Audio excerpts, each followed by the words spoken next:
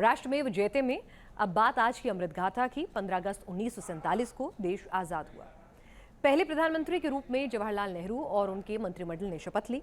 महात्मा गांधी उधर आजादी के पूरे जश्न से बंगाल में मौजूद थे। गांधी जी ने बंटवारे की कीमत पर मिली आजादी को लेकर अपने खुद के संदेश को भी लोगों तक नहीं पहुंचाया। उधर हिंसा की आग में देश के पश्चिमी हिस्से भी भड़क रहे थे। ये नई सरकार के सामने बड़ी चुनौती थी।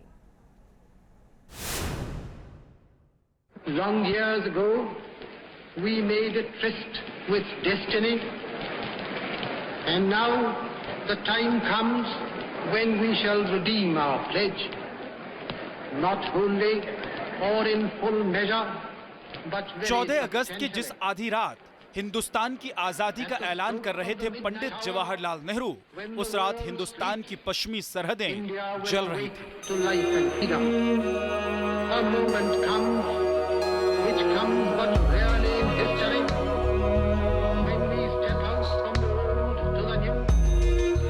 बंगाल की तरह लूटपाट और खून खराबा पंजाब में शुरू हो चुका था।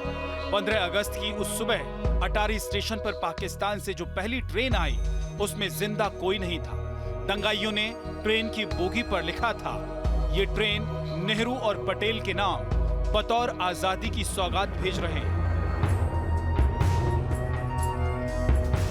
ये दाग दाग उजाला, ये शब गजीदा सहर, वो इंतजार था जिसका, वो ये शहर तो नहीं।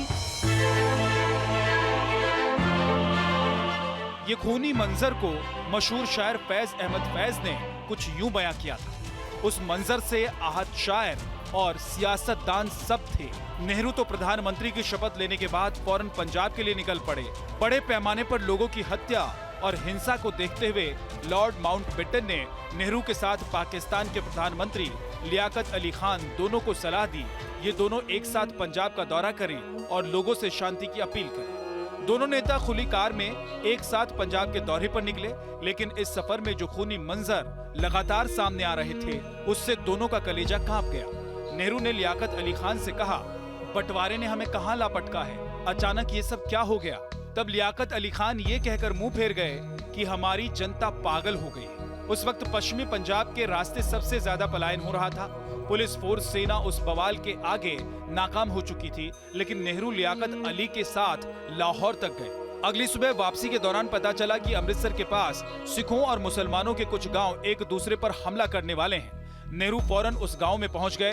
दोनों कौमों के लोगों को चौपाल पर बुलाया, लेकिन भीड़ ने नेहरू से फौरन चले जाने को कहा। ये सुनते ही नेहरू तकरीबन चिल्ला पड़े, याद रखना, इस गांव में अगर किसी का भी बाल बाका हुआ तो तुम में से हर एक को यहीं खड़ा करके गोली से उड़ा दिया जाएगा। अगस्त 1947 के उस पूरे दौर को दुनिया का सबसे बड़ा और हिंसक पलायन माना जाता है। 1 करोड़ से ज्यादा लोग अपना घर बार छोड़कर विस्थापित हुए। अलग अलग दस्तावेजों के मुताबिक बंटवारे के साथ भड़के हिंसा में 20 लाख लोग मारे गए।